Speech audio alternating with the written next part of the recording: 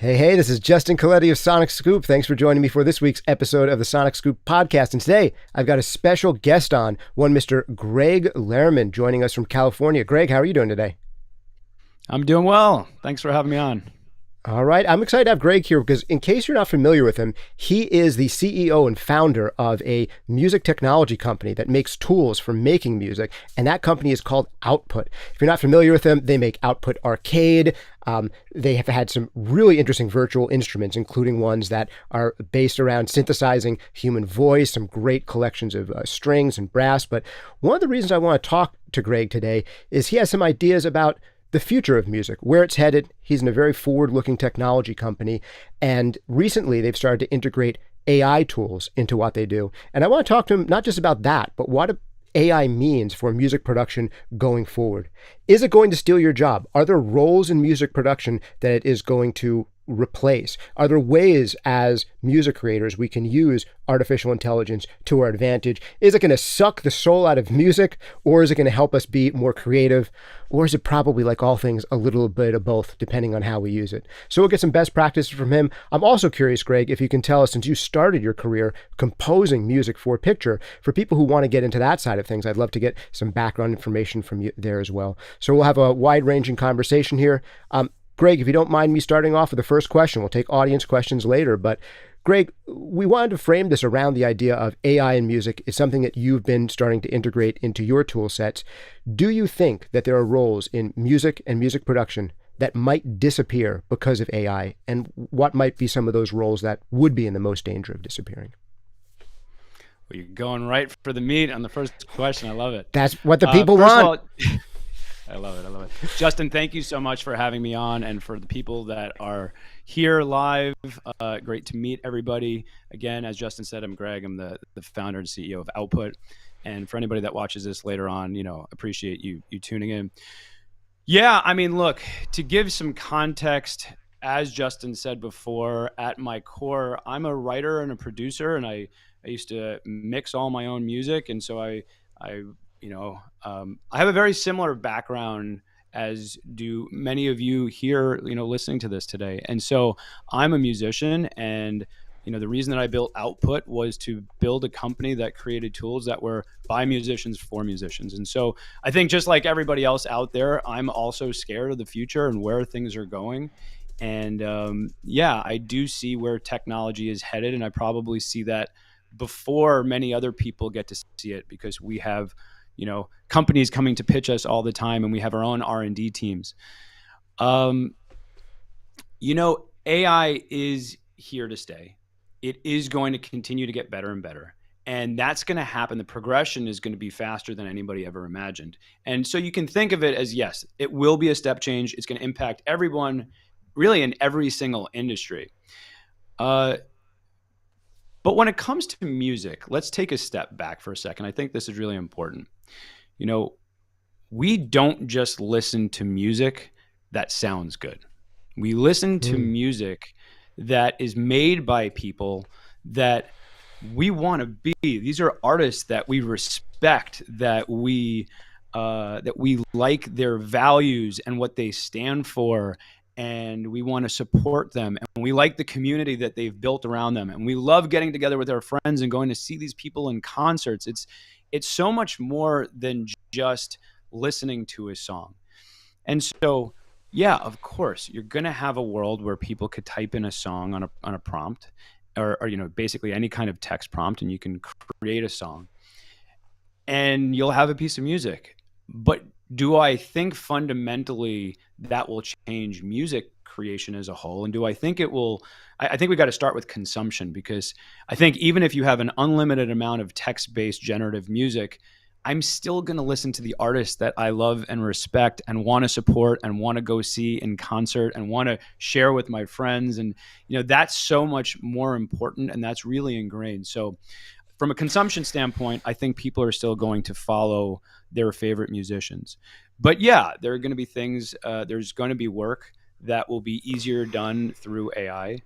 And I think, again, that's going to be the case for all industries. And if you're asking, what roles do I see disappearing?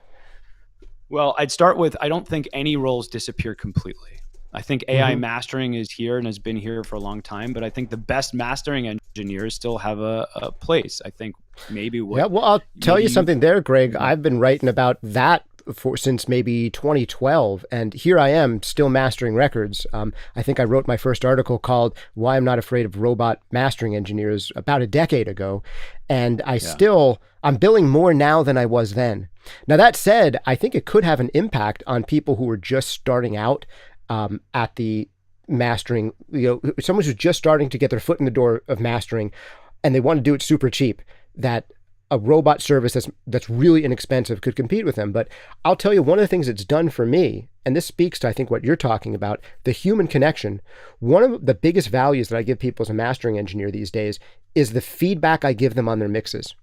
And that's almost the biggest reason that some new mixers send me stuff to master. They want to say, Justin, master this. I want to hear how it sounds before and after so I understand how you hear things, the direction you want to take it in. And then can you tell me what I could have done better in the mix?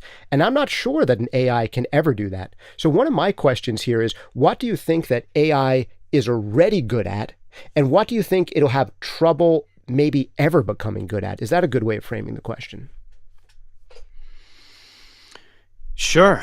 Yeah. I mean, I think that the tools that are out there today are good at looking at patterns, right? Mm-hmm. And so they can find patterns in mixing styles and mastering styles, in generating music and generating samples and kind of jumping into all that. Comparing one sound to another. Yeah. Comparing one sound to another. I mean, when I think about why I would use AI, it's really about I'm making music because I love making music. Most people here are involved in production because they love it. That's why they got into it. But that doesn't mean we love every aspect of it, right? There's things that you like more than others. Sure. And I might love the process of writing music, and I love arranging and finding sounds and producing a track and a beat, but maybe I don't love having to go through 400 guitar takes and cleaning them up and comping and making things really tight, right? AI might be able to say, okay, we can provide help here and we can tighten it up and help if you give us a reference of what you're going for. Or, hey, you're good at this one thing. Maybe you're a good lyricist, but you're not a good arranger. Or you're a good orchestrator, but you're not a good composer. Like, everybody has their strengths and their weaknesses. And I think eventually you're going to have AI-based tools that can do all of these things. And we're going to rely on probably utilizing some of the tools that help us in our weak spots, because we want to double down on the things that make us who we are. Right? Justin, people come to you because there's something that you do that's better or that's unique to you that is not replicable. Right. And, but there's probably things that you're like, I'm not that great at, and I could use some help. And so that's kind of how I see it from the tool standpoint. And so I think you're going to have a lot of new tools popping up, but I think that the focus needs to be that humans are at the driver's seat, especially when it comes to production. We still want to utilize these tools. Now, there's a good analogy I've heard, which is software programmers, right? You have a program out there called Copilot, and there's a number of other programs. And these engineers are able to use Copilot to move faster and make, more code quickly at a higher quality than they were before. And so you're not going to take somebody who's never written a line of code and necessarily turn them into an expert programmer. You might turn them into a beginner programmer in the next year or two. And then maybe down the line, this exponentially starts to grow. But what happens is it's actually it's giving superpowers to those that are already good at it. So take somebody who already is in the world of visuals or photography or VFX. If they use Midjourney, they're going to do a much better job than I would ever be able to. And it's the same with a lot of the music tools. So I think you're going to find that there's a whole new arsenal of tools at our fingertips, and we can use them. We don't have to, but people are going to choose to use them in the areas that they need the most help, and they're going to choose to remain as the driver on the entire project. And I think, as you said before, at the highest level, I don't see a big issue in terms of job security. I think at a lower level, sure. I mean, if you're looking for very, lower quality mixing, lower quality composition, lower quality background music for your YouTube videos or anything else, yeah, you might not notice a difference. What you're listening to in your car, I'm probably listening to artists that I want to learn and then learn about and eventually go see in concert. So it's a complicated topic, and there's not such a simple answer. Sure. Well, one thing I would piggyback here is even those areas where music can be generated by AI, and even in those cases where we're doing production where, say, there is a robot mastering engineer or a robot mixer or a robot lyricist, generally speaking, there's still going to have to be a human curator to decide what output from the robot is good and to refine the output from the robot. And one of the things that really bothered me about the mastering services in the beginning, the automatic mastering services, is that they would give you one version of the master that sounded pretty much like the mix, but louder and, in my opinion, slightly worse. But they have gotten so much better in recent years that some of these online mastering services that use AI or algorithmic processes, some do one, some do the other. The interesting thing that they've added is now you can tell it what direction you want to go, whether you want to go brighter, whether this is supposed to be mastered like a hip hop track or mastered like a rock track. And they can potentially give you a couple different versions. Hey, here's 3 different versions of the master. Which one do you like best? And although that seems like it's taking away a role, in a way it's creating a new role. Now you have to juggle all of this stuff. And you, over Output, have created a new tool. I believe it's called Co-Producer that we can take a look at in a second, which gives people libraries of loops. And just like a online text-based visual AI would give people 3 or 4 images to choose from, you give them 3 or 4 packs of loops to choose from, and it's up to them to decide what actually sounds good. So I feel like even when AI is going to generate for us, that we'll still have an important role as curators that's never going to disappear. So there's that element of taste, I think, that maybe AI can't do. Does any of that make sense to you? Absolutely. And this is what I mean about us being at the driver's seat. I mean, we can rely on these tools to provide us starting points or direction, but ultimately it's us that needs to make the decisions. And a lot of this is about taste and musical direction. Look, what you said before, yes, at Output, we have an R&D team. And we said, hey, go see what you could drum up, see what's cool, see what you can come up with. And they came back to us about, it was over a year ago, and they had essentially cracked generative music in a pretty cool way, right? You could type in something and it can create a song. Mainly instrumental music, not necessarily with lyrics, but really good. And unlike many of the other programs out there, it was based on actually starting with real samples and real content and chopping it up and turning it into new things. And so we had that, and we were like, well, should we put this out to the world? And we started thinking about, I mean, we really had to look inward because we are a company that's about helping empower people to be creative and make music. And that is literally that is what Output is about. I mean, we've never tried to emulate, high-end, preamps and compressors, and we've never tried to perfectly emulate violin players and like we try to make creative tools. And so in this process, we said, this doesn't really fit with our thesis, and this isn't really what we want to do. Our goal here is not to put other musicians out of business. Our goal is to help people be as creative as possible. So we took the technology and we said, okay, what can we do with this?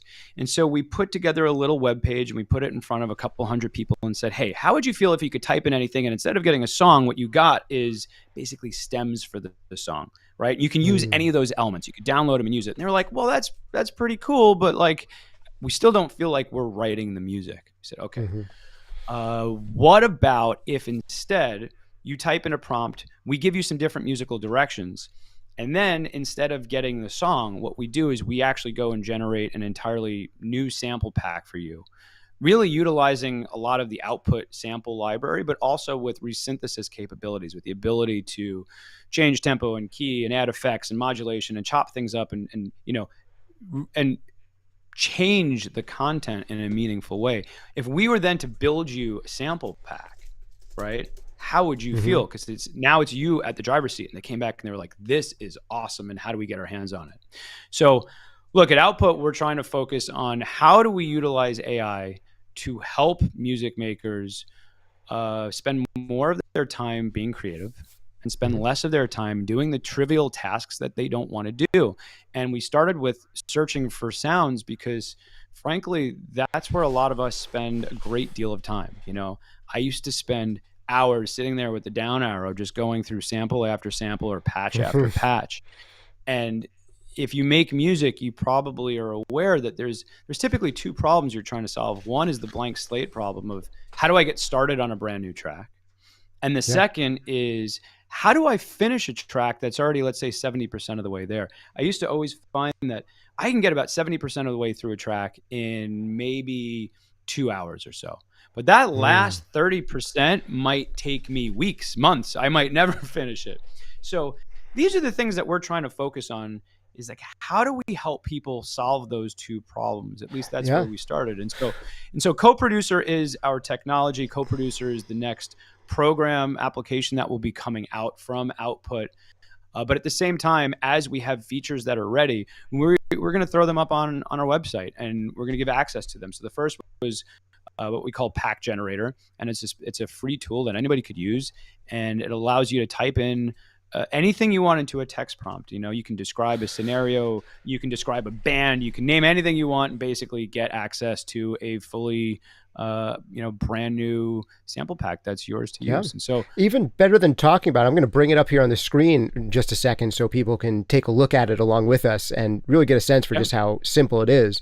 It is, text-based kind of music discovery, and it's not quite a music creation tool. It's giving you the elements to create music, but just hearing you talk about this is making my brain go. Like, I'm having these Star Trek visions of being able to say, okay, computer, give me a fat sounding kick drum and put it and replace my current kick drum with it. No, fatter. No, fatter. Okay, that fat, but with more attack. And for it to be able to do that for me, it really, if anything, it allows you to be more creative. It would be like having a personal assistant that you couldn't otherwise reasonably justify hiring into your studio. So that yeah. is a way that I can see AI being really attractive. And it seems like that's the general philosophy that's behind what you're doing, trying to find ways to make people more creative rather than replace them in being creative. Is that a way Yeah, that you might think about it? that is 100% what we are doing. So we're focused on how do we utilize AI to empower people to be as creative as possible, to spend as much time making music and less time editing and searching and basically playing with your computer, more time being Right. creative and making music. And that's why we called it co-producer. The idea was it's like your co-producer in the room. I used to work with other writers and be like, hey, I got the song 70%. Do me a favor, like, collaborate with me, help me figure out what I'm missing. And when we Mhm. first started building it, we found that if we just gave one result, it didn't always have the greatest chance of success, because musically speaking, what you describe can go in so many different directions. So we followed a pretty common format, which was, okay, let's give you multiple directions. You can choose which one is, musically speaking, kind of the direction that you like, and then from there we'll go build you something. And where we are today, people can give a thumbs up or thumbs down for every single search, Mhm. and it's not perfect. We are right now at about a 65% thumbs up rate, meaning about 65% of the scores that we get are thumbs up. The other 35% are thumbs down. So we're batting better than 50%, but we're still not 100%. We've internally gotten that number up to about 75, and we need to productionize the work that we've done. But the goal is, let's get it through everybody, utilizing the program and giving us that feedback. Let's see if we can get this to 90% or higher, so that most of the time, so that we're understanding what you're searching for and kind of giving you the right tools. But again, we're And not the, trying to provide you with songs. They're just the building blocks. Yeah, and the more people you can get to use it for free, which it is totally free right now, you can get basically an unlimited number of sample packs, to my understanding. The more people that go through this process, the more that you'll be able to hone in and hopefully knock that number closer and closer to 90% satisfaction. So this is a great opportunity for people, because you guys do make sound libraries that cost significant amount of money, and you're basically able to access some of the same sound libraries through co-producer, right? This is kind of taking Output's extensive sound libraries that you've created over a decade or slightly under a decade. You've been around since about 2015, I think. So almost a decade's worth of sound libraries, and you can kind of navigate and get some of those totally for free using the service just to help you guys improve how good it is at what it does. Is that correct? Yeah, absolutely. All right. And the So way that we we want- think of it is we have just one, we have like the output sound library, right? This is what we've built. And this is one back end system that could feed different products. And so co-producer is really pulling from that library, which means it could pull from anything. Yeah. Well, let's take a look at it in just a second. First, I want to give a shout out to our sponsors and read comments from the audience. And on the other side of the shout out to the sponsors and comments from the audience, I want to ask you some questions more about what you guys are doing in Output, but also your insights into becoming a professional in music production, and particularly something that you have your own background in is music for picture. And I think a lot of people who use output tools are interested in music for picture. I'd love to get your sense on how to break into that side of the business today, how it might be different from where you started. And you've also seen a lot of successes with clients at Output. So I'd love to get your insights there. But before we do, quick shout out to this week's sponsors on the podcast. This podcast is free to the public because of our sponsors. The most important sponsor, as always, is you. How do you sponsor this podcast? Consider becoming a member of the SonicScoop YouTube channel. For just $5 a month, you get access to exclusive live Q&A sessions and mixed feedback sessions, exclusive videos, and a whole bunch of other stuff. The best way you can sponsor this podcast, though, is to really sponsor yourself. Check out one of our great full-length courses like Mixing Breakthroughs, Mastering Demystified, Compression Breakthroughs, EQ Breakthroughs. Mixing Breakthroughs is really the place to start if you haven't checked these out. It will change the way that you mix forever, for the better, guaranteed, or your money back. And we've had actually probably thousands of students now take this course. And the reason I keep on plugging it is because of the incredibly positive feedback we get on this. I mean, it really does change the way people mix forever, for the better. So I'd encourage you to check out Mixing Breakthroughs, or if you want to learn everything there is to learn about compression or EQ or mastering, we got Compression Breakthroughs, EQ Breakthroughs, and Mastering Demystified. Also, big shout out and thanks to Sound Toys. Those guys have been sponsoring this podcast from the beginning. Try out anything they make for free for 30 days over at soundtoys.com. Also, big thanks to Gregg and Output for being sponsors and collaborators on this channel and being supporters of the channel. Definitely check them out, output.com. They make amazing virtual instruments, sound libraries, and check them out. Their arcade subscription or some of their, they started making, I believe, instruments for Contact in the beginning, and they've spread so far from there. And they really have some of the best sound libraries out there, and now a free thing that we'll check out called Co-Producer. Before we get back into questions for Gregg, I want to read some of your comments. Let's see. Kythera says, I love music, and I don't care who made it. If a song really blows me away and touches me, I am happy if it's done by AI. I have no fear at all, and I have pure curiosity and excitement. So that's I think it's a somewhat of a minority viewpoint, but I think it's a great viewpoint. If you hear music that you think is awesome, you're going to dig it, no matter if Casper the Friendly Ghost made it or your friendly neighborhood Terminator made it. Good. All right. Craig Flower says, I have a hard time seeing how AI will ever be able to match mood and in melody with mood in lyrics. He also says that bad rhythm makes for good humanity in music. I do most of my stuff in one take for just that reason. Really Clean has turned millions away from new music. Wonder Arp here asks a question, one of those tough questions. Do you think that sync music will die? And maybe, Gregg, you can tell us what sync music means for those of us who don't know. Do you think that sync music will die? AI can match the quality already today. No need for sync libraries to pay for human-made songs. What are your thoughts on that hard-hitting question there? Do you think that there's going to be an issue in the future with sync music disappearing and opportunities for creating sync library music to disappear? I think some of it disappears, yeah. Mm-hmm. Unfortunately, it depends on the quality of the music that you need, and it depends on the project. So if you're working on you start with a score, and then we'll get into sync, right? For score, if you're working on a big movie, they're not going to want it done by AI. They're going to want real musicians, orchestras. They're going to want things that, are at the same level as the film that's being shot. If you're talking about background music on a YouTube video or social media, or maybe even some instrumental background music on a cable show, I don't know, if you could start making things that are really high quality through generative music, yeah, it's quite possible that those clients would rather pay nothing or very little than actually have to pay people. I'm not saying I support that, but I could see that happening at a lower level. For sync, I mean, the thing about sync is interesting. If you don't know what a sync license is, this is basically like you've written a song, you've produced a song, and you are getting a synchronization license, which means that you're giving the ability to have the publishing and the master, the use of that song in a film, a TV show, a video game, any kind of media. It's a sync license. We call it a sync in the industry. And a lot of the shows and films and video games are as interested in the artist because of their brand and the association, right? This again, it goes back to that same question as before. Is like, is it just about the music, or is it about everything that goes along with the music? And so many artists have broken on, from various TV shows, like that association is a big thing. So again, I think you have a lot of sync that will continue to happen, but possibly not the same quantity. And I think that is a bummer because, right now that is a huge source of revenue for so many artists and music makers out there. And I do think that will come down, but I don't think it disappears. Right.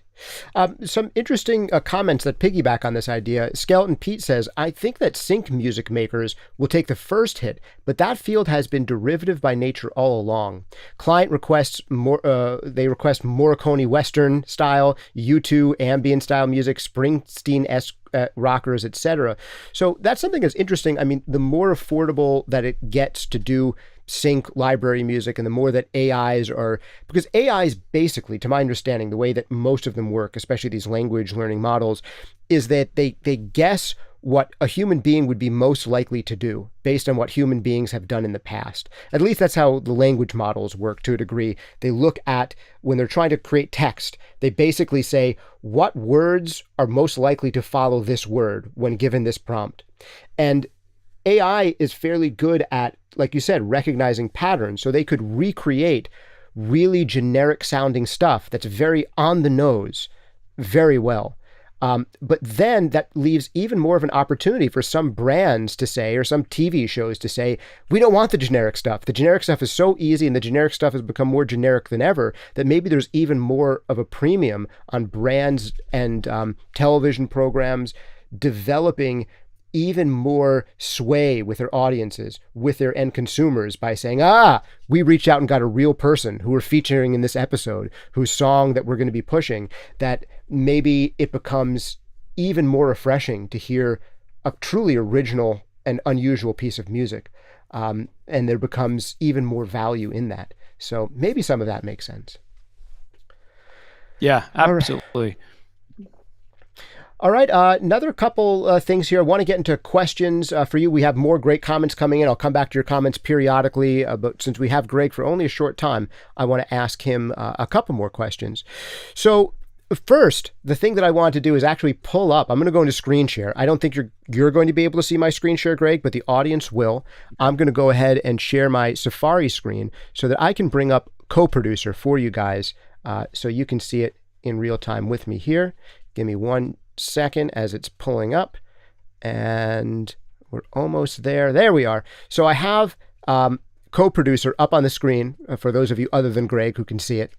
And I'm going to just go through, I'm going to scroll down and introducing Pack Generator. All I've got to do here is hit Start Creating. And you can find this really easy. Just go to coproducer.output.com. You can type in my email. I'll type in the email that you guys can reach me at, podcast@sonicscoop.com. And let's see, hopefully it won't make me verify via email because I don't want to do that on screen, but I will have to create an account. And I think the last time I did this, so let me get right to it. Not now. Here. And we get to the screen. All it says is enter a prompt, listen to the previews, then download your favorite track. Examples of prompts. Funky horn riff over simple 4 on the 4 on the floor kick drum, key of A sharp minor, 115 BPM. So we can get really granular here, requesting keys, instruments, and tempos. And we can get really vague. The other example prompt is chill vibes at Venice Beach. So what have you had the most success with? Are you really liking these very specific prompts or these very vague and general ones? And what's a prompt that you might recommend that we could try to just enter in here to see what it spits out? Yeah, I mean, it really depends on where you are in the process. So again, the two things that we're trying to solve are the blank slate problem. Like I'm starting a track and hey, just give me some general ideas or some inspiration. Or I've got a track that's halfway done, 50, 75% done, and I'm looking for very specific elements to fill it out. So it depends where you are. If I'm starting, then I'm going to give something that maybe is more descriptive of the timbre of the instruments or the types of instruments, or generally speaking, what I'm looking for. If I already have a song that's mainly done, then I'm going to say, hey, I'm working at this specific tempo. I'm working in this key. I've already got drums. I don't need that. I'm looking for things that are more melodic by nature. So you could really come up with anything. You could even throw in, bands from back in the day. You could throw in, you can come up with weird combinations. If you want to try some out, I would just say, the prompts really are random. You could just cycle through a few, find one you like. Yeah, there is a try random prompt feature here. So I'm going to just read some of the random prompts that are being generated. Noir vibe with a detective walking down an alley trying to find cues. A Latin Caribbean beat that blends acoustic percussion with electronic sounds.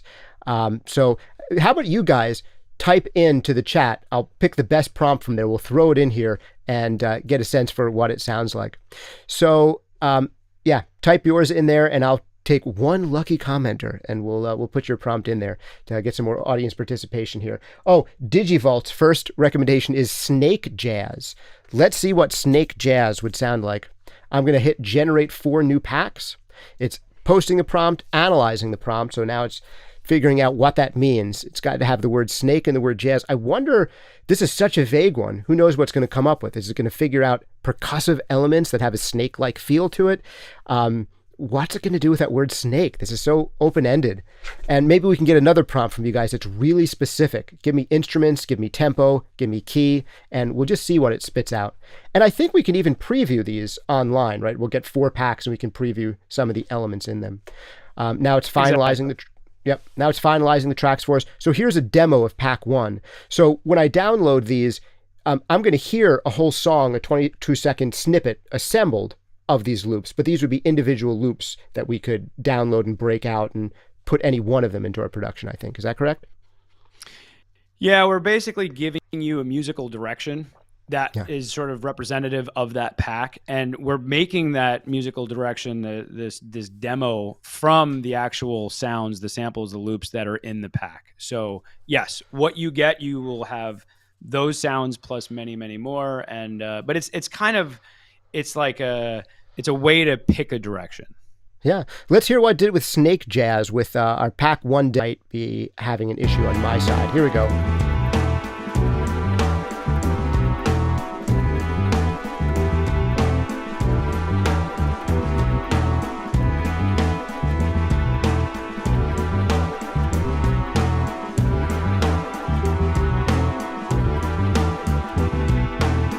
So it's given us maybe 5 different instrument loops. I actually really like the bass line that it came up with. That is the best part of this. And I could see being like, screw everything else here. I'm taking this bass line and I'm building a track around this. And you kind of found that vibe. And of course, the way that you might really do this process is you might do this 12 different times and you find like 3 of your favorite loops this way that you're going to base songs around. But I see what it's doing with it. It's taking this really repetitive circular feel, and then there's this kind of mesmerizing weird hard pan thing on the left. But it's interesting, it's also creating a mix based on this, because it's taking all these loops, it's making panning decisions and leveling decisions.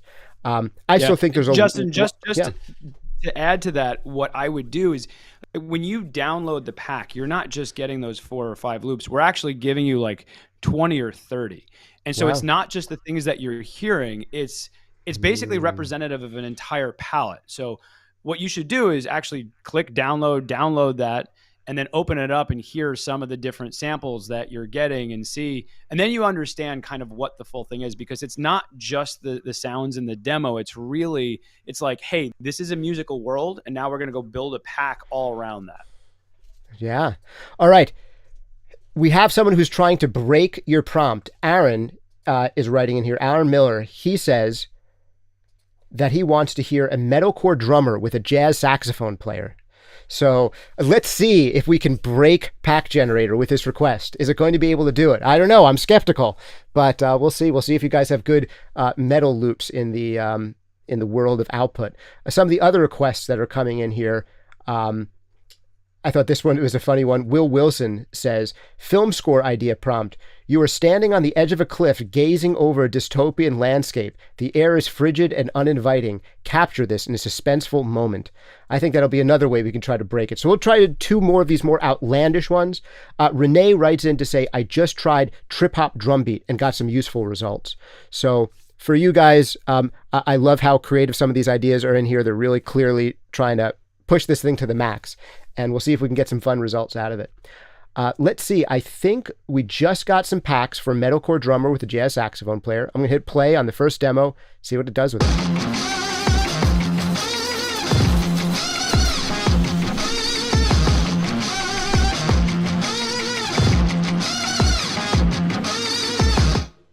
So interesting. That was, it has a saxophone-y feel, but that's definitely a guitar riff. Let's hear what demo number 2 is.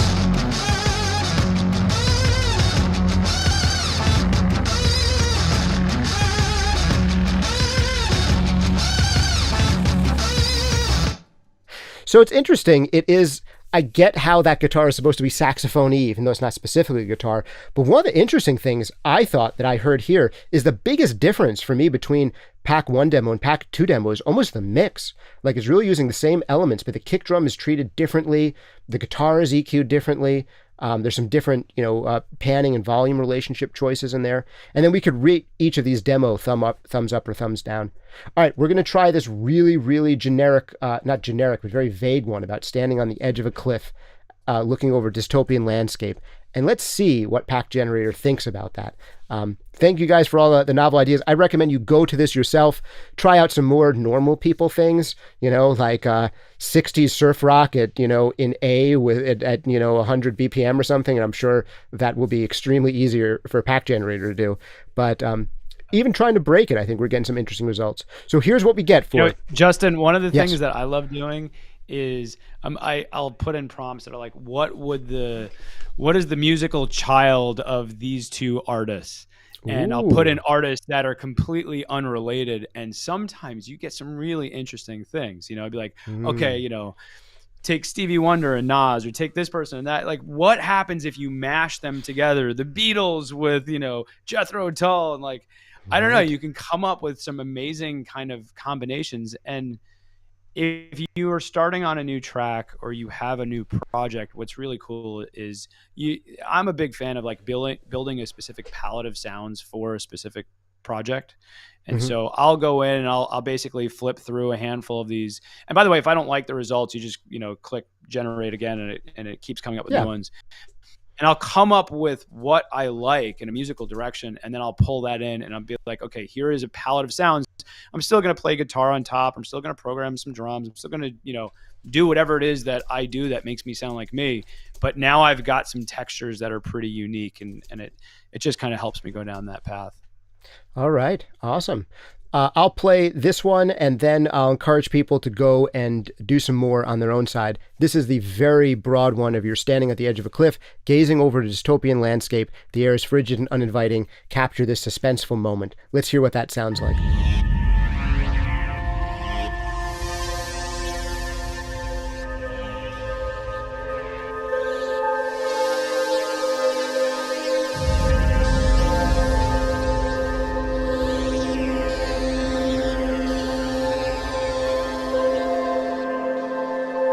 I totally get it. Now, I think the mix needs work, but you have the ambient air sound that gives us a sense of vastness and space, that we're above ground and we're looking out there. Very standard cinematic cue. We have some of this, thundering stuff in the background that gives us a sense of being ominous and looming battle. But then we have these little digital, I don't even know how to say, like a little, almost like they're like bees, like digital striping sounds. Like you'd imagine you're seeing the electricity in Tron or something, that somewhere out there's some electricity happening. Like we get this robotic sense that we're probably in a dystopian future where robots have conquered things.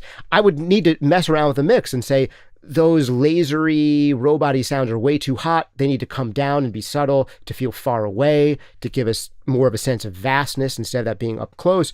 But all the elements that should be there are there for robots have conquered the world and it has been like nuclear annihilation. So they're the correct elements. It actually did a lot with that.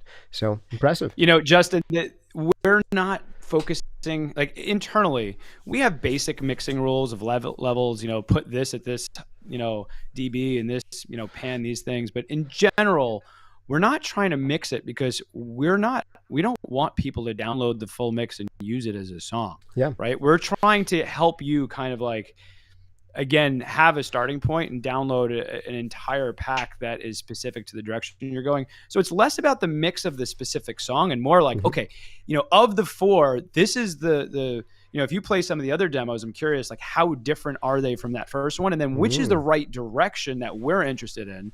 Because they're all going to sound very different. For the most part, it's not just different mixes. It's like very different sounds. Would you mind playing a couple? Sure. Here's a pack 2 demo.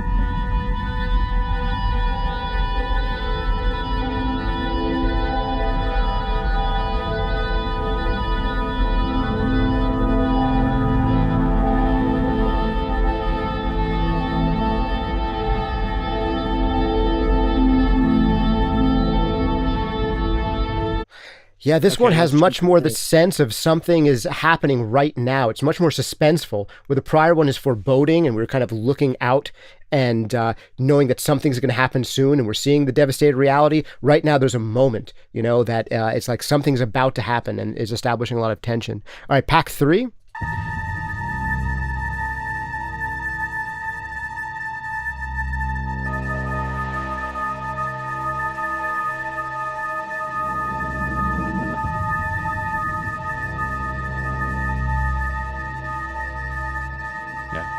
Anyway, so I feel like if Logan's... Yeah, go on. I was going to say, I feel like if Logan's Run was made today, this could be the score for it. You ever see that 1970 sci-fi movie, Logan's Run? It's a classic. But I'm sorry, go ahead. Classic. No, all I was going to say is, I mean, well, you get the idea. There are different directions musically speaking, and so you find the one you want, and then you pull a couple elements that you like, and then you continue to score things as you would. You know, it's a think of this as a tool that's meant to help you all. It's not meant to replace you. Check it out. It's free. You can go use it. And yeah, I don't know. I think it's something that I would definitely use on if I'm scoring things today. So beautiful. Well, I want to get into the idea of scoring today because we have a question that just came in over that. But before we do, I'm not going to put these in, but I'm going to read out loud some of the very creative artist mashups that have been suggested based on your recommendation here, Greg. So some of them are mash up a Slayer gospel trio. That's a good idea. Mashup of Cake and Queen. Phantomos and Pavarotti is a recommendation. This is a good one. Dolly Parton with Philip Glass. That would that's a wild one. And last long one here, I'm not going to type in, is I have to read these because we have such creative members here. Craig Flowers says, a cappella 80s video game music sang with exuberance to the point of self-parody in the style of Supertramp, superimposed by the sound of an Irish drinking song played by 76th graders. So if co-producer can do that one, you guys have, I think it might become self-aware and take over the world. So I don't want to feed it that one just in case. But one of the reactions to this, you know, I'm hearing these things thinking, oh, if I was a composer, this could be a great starting point. Like I can use some of these in actual compositions. But one of the comments here from Pocket says, music is over, I'm done. Fortunately, he's just kidding. But someone else in here, I can't find the exact comment, but was writing, well, oh, here it goes. Aaron Miller says, well, there goes my aspiring film score career. So he sees this one and says, oh my goodness, it's over. No chance I can have a film scoring career now that this kind of thing can happen. For me, when I check these things out, I still see an opportunity for curation. Even if there was a small budget indie picture that was now not going to hire a film composer because they were going to use a service like this, there would still be someone on the production who would have the job of figuring out what things should sound like, getting the right starting places, and then refining them. Like, any of these still need to be mixed. They still need to have the direction of what they should sound like, have the discerning ears of which one is doing the right thing for the scene. So what are your thoughts there? Is this going to stop people from being film score composers? Not necessarily. I mean, I think, sure, there's a percentage of the work that will go to AI. And, unfortunately, it's like the train is heading that way, and this isn't us that's going to do it, but there are 20 different companies out there making generative music, if not more. And they're getting better by the day. Generative visuals are great. Generative video is getting better. There's nothing that we can do that's going to stop it. And if somebody who's making video content wants to use the cheapest thing out there, they're going to be able to do it. And frankly, that's how it's going to go. If I'm making a video or a film, I would rather hire a musician, and that's me. And I think that for quality, you're going to need to go there certainly now. And I think, again, going back to, it's more than just the music. It's the person behind it. It's the values. It's the community. It's, can you see them live? There's so much more to music making than just the song or the score. So yeah, do I think that it replaces some people making, kind of lower end stock music? Absolutely. Do I think it replaces people that are doing things that are really unique and sounding like themselves and making kind of interesting art and making good music? No, I think there's still going to be plenty of work for them. So sure. It's not an all or nothing. It's like, it will take a percentage, but certainly not nearly all of it. Well, a couple of quick things there. Craig Flowers writes in to say it's just a tool that lets film score writers work fast. And in a way, you can say that because there are a lot of film score composers today who aren't necessarily starting everything from scratch compositionally.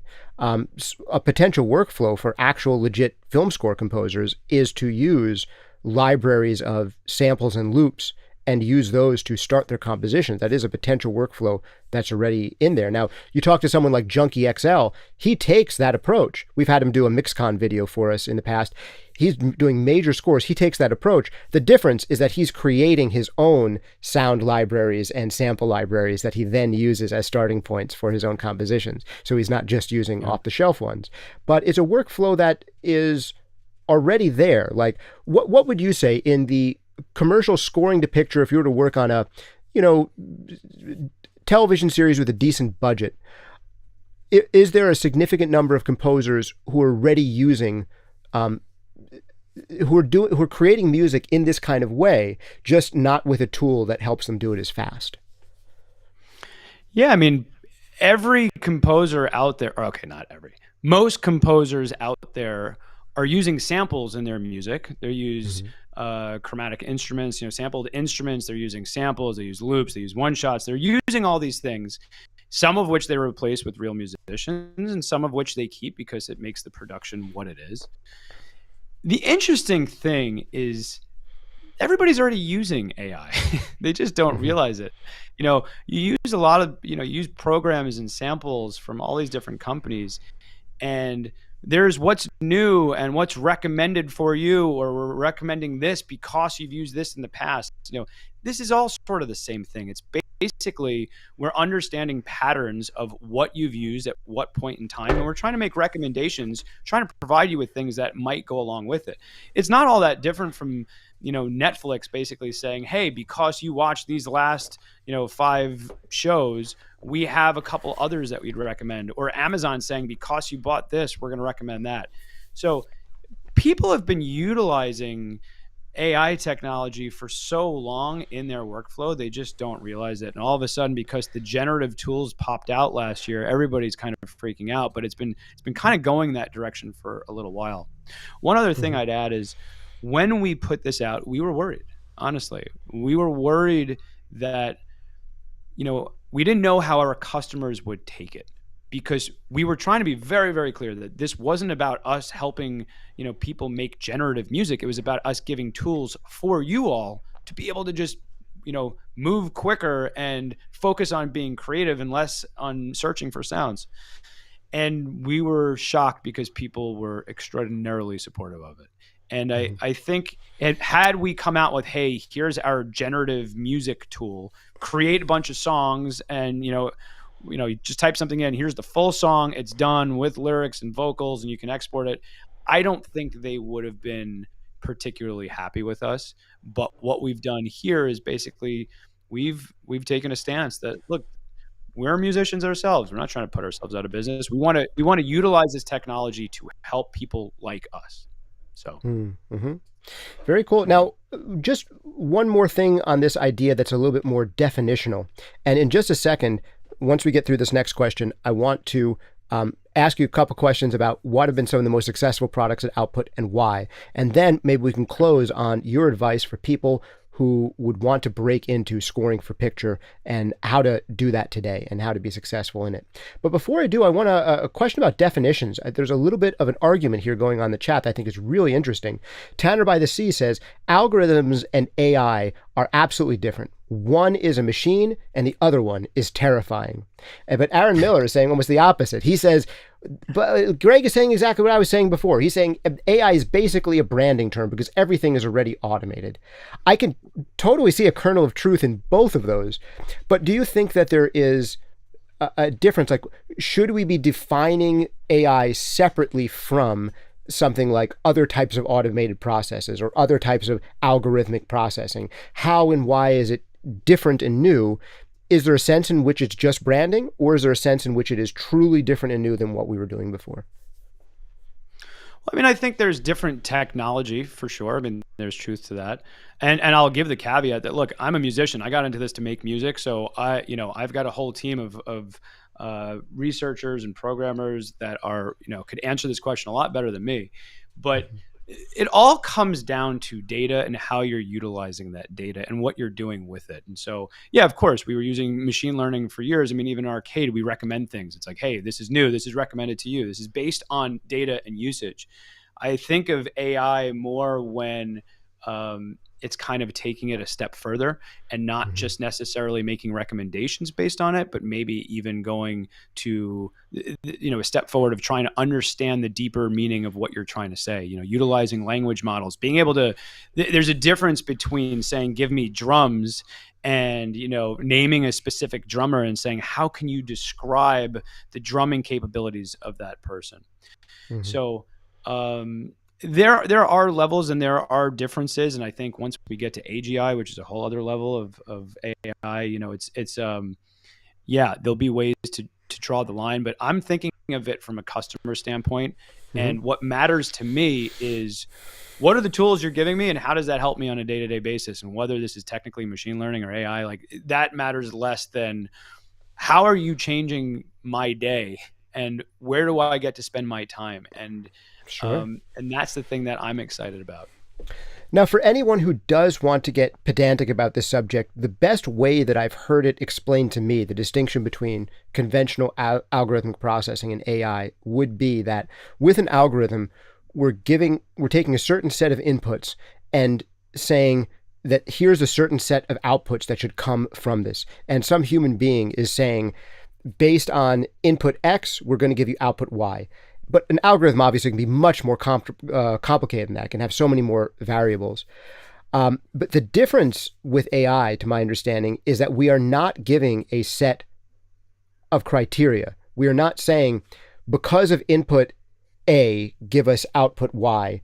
We are saying, computer, figure out how to get from point A to point Y. You invent your own algorithm for how to do it. And that's been one of my understandings for what is separate and different under the hood about AI, is that you're not giving it the exact process to get to the result that you want it to get to. Rather, you're giving it a goal and saying, you practice a lot and figure out for yourself the best ways to get from the request to the goal. And I think that's my understanding of how they're different under the hood or on a conceptual level. But ultimately, what you're saying is also true, is that the goal is the same, is that we're trying to get a certain result. in one case, we're defining the process. In the other case, the case of AI, the computer is figuring out what the best process is. Now, the only thing that's scary there is computers becoming self-aware and all that stuff, and then we're all doomed and so on and so forth. But I don't think we're anywhere near there yet, and I don't think we're going to get killed by music that's either too groovy or in poor taste. So, fortunately, I don't think we have to have those existential conversations as part of this.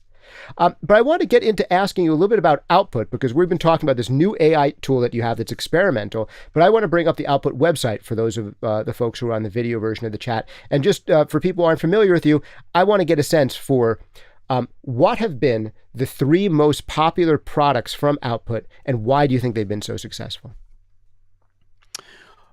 If you look at our history, just for context, we started off making contact instruments. So everything was basically creative chromatic instruments, things like rev, signal, exhale, analog strings, analog brass and winds. These were all, we tried to take a specific area, reverse sounds, modern vocals, string samples, and we tried to do something that was totally different and unique at the time.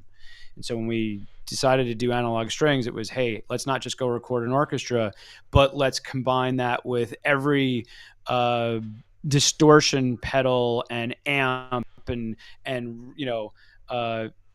let's see what we could come up with that sounds completely new and unique. It was truly like hybridizing different styles.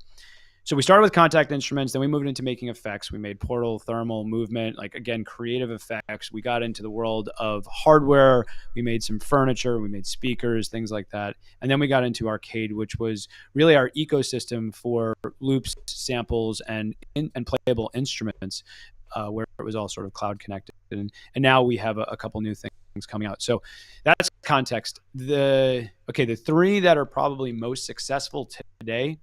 Well, I'd start with Pack Generator, just because it's brand new. We have a lot of people using it right now and checking it out and loving it. And I think because it's free, it's like, why not? If I'm stuck in a pinch and I'm trying to figure something out, let's see what this can crank out. The second one is Arcade. Arcade has always been, since the day we launched it, really, it took off, and it's been the biggest product that we have.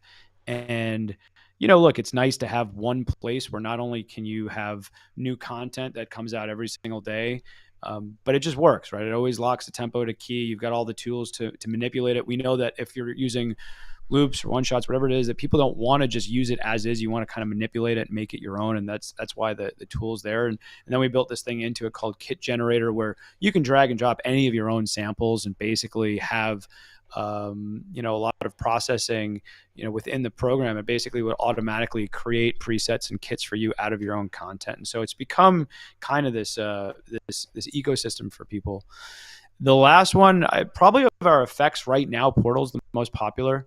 It's all about, granular effects, and it's really cool. I mean, if you're trying to come up with, hey, how do I take this thing that I've recorded or make it, different? It's one of the industry standards and probably one of the best programs or plugins to do that. And again, that's kind of our sweet spot. It's like, how do we make tools that enable you to be really creative and get goosebumps? So those are probably the 3 right now that are most successful. Good stuff. I have to put in a vote for the things that really put you guys on the map for me in the beginning were probably the analog brass, analog strings, and Exhale, which is a really gorgeous vocal synthesizer sampler. And I think most of your packs kind of bridge the gap between synthesis and sampling. Is that correct? That they would be kind of dual purpose in that way? Yeah. Good stuff. All right. And now we're coming up on close to an hour here. So I want to give the people what I promised you in the beginning, which is a last question about starting a career today. What's easier and what's harder than when you were getting started in scoring for picture? And what would you recommend as being some of the things to do to get started down that path? It's a really good question. Let's start with table stakes. So I think you have to be you got to be good at your craft. And I think that's the same today as it was, 20 years ago. And I can't say that enough. You can't jump in and half-ass it. You've got to be really good at your craft. You got to do it a lot. You got to make sure what you're making is good, right? And I think the other piece is you have to have a unique sound. You know, sounding like everybody else, I don't think that's very useful. I think sounding like you is much more important. So those two things I believe are the table stakes, and I don't think that those have changed whatsoever. People ask me this question a lot, and I don't think it's specific to working in film or TV. I think it could be working in music in general. And there are a few different directions that you can go down. And some of these have changed a little bit, but in general, you know, you can do one of these or all of them.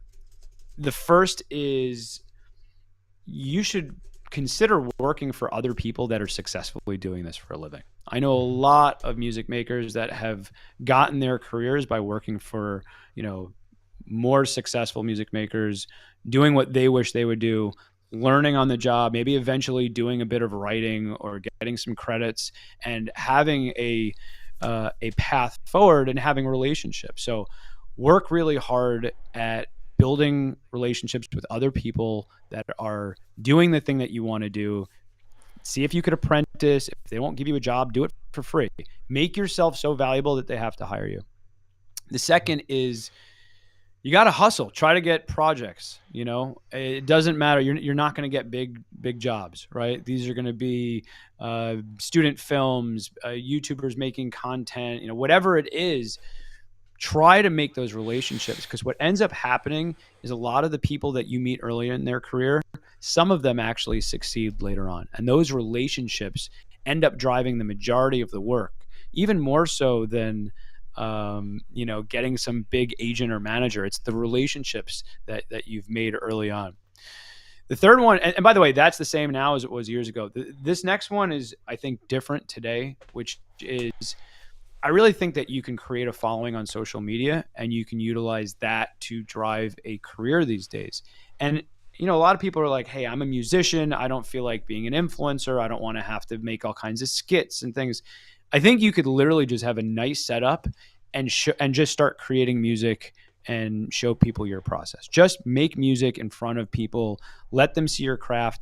If you look at my social media, I follow all these visual artists and I just watch them draw or paint, or, you know, they're just like making things, and that's what I'm obsessed with. And so now I go and I find some of those people, and if I want a painting, I'm not going to just, you know, go to a random gallery. I might try to reach out to one of these people that I follow on social media and say, hey, can I buy one of your paintings, or can I commission you to make me something, right? So I think that you really can make a career through social media, and don't be afraid to get out there and do it. And the last one is, you know, I would say, figure out how to make money from your music today if you can. I mean, we talked about some of the areas that maybe are a little more at risk from the AI standpoint, but, you know, of course, you've got music licensing and library music and sync and things like that. But there's other paths as well. Output. We hire a ton of sound designers. So do many other music companies. People hire, you know, musicians to tag things because we want it tagged in a way that is musical, right? There are other roles out there that are paying. And again, that kind of gets you in the path of working with people in the industry that you want to be in. So I think you have to, and there's probably plenty of other paths, but these are the types of things that I'd recommend.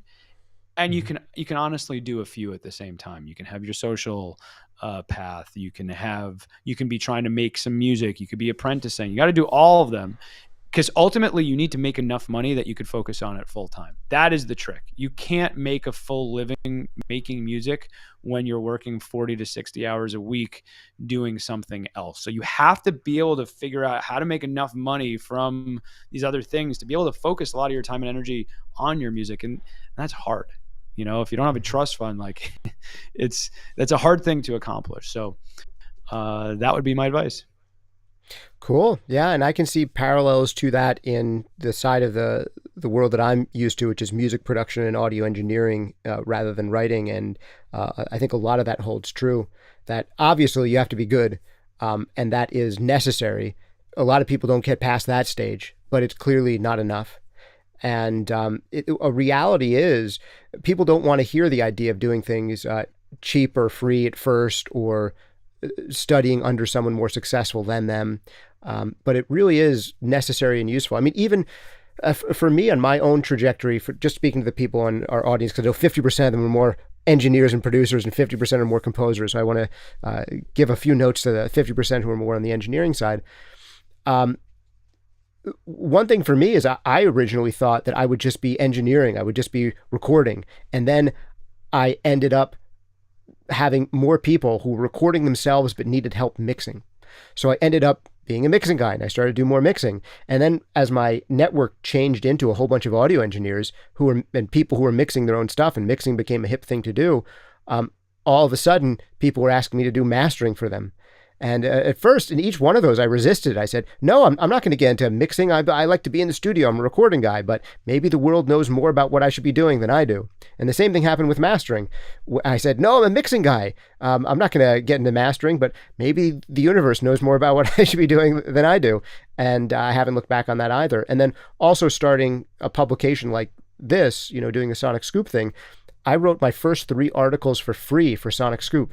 I'm now part owner of the company, but I did 3 articles for free. And I definitely had, before I did that, the idea of, well, I'm not ever going to do anything for free. That's not for me. That's for rich kids. That's for kids who were born rich. But I don't know. In my late 20s, I was like, maybe I should try the whole working for free thing. And I did 3 articles for free. They did great. And I said, hey, if I'm going to do more of these, I should probably try to make it sustainable and get paid. And they said, yes, can we pay you to do 1 every week? So awesome. Let's do it. So every time you work for free, it's not necessarily going to pay off. But if you work for free or cheap, my recommendation would be to have an expiration date on it. To go in knowing, I went in saying, I'm going to write 3 articles for free. And after I do that, I should be able to prove that what I can do is valuable enough, or I should stop doing it and go do something else, or I'm really going to have to workshop and get better at this writing thing because I don't know how to do it.